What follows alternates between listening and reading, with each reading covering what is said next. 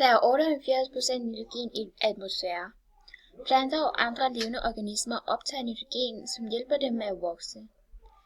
Senere bliver planter spist af planteædere, f.eks. fugle, hjorte eller mus, så det kommer ind i deres krop og hjælper dem med at bygge cellerne op.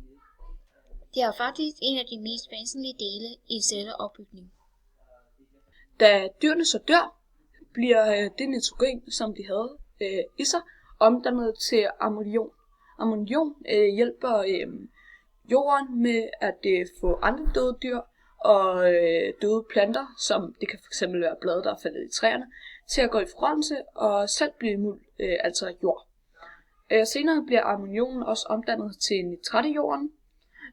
Nitraten kan så gøre nogenlunde det samme, men det giver til gengæld også bare alle mulige næringsstoffer til jorden, som der gør det faktisk, det er muligt at dyrke det. Og det er også den, som der giver for eksempel næringsstoffer til de levende planter. Så på en måde kan man godt sige, at en plante eller træ tager nitrogen 2 steder fra.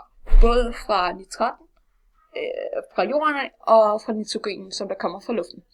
Noget af nitraten går også ned i grundvandet og hjælper ligesom det med at holde det flydende og godt.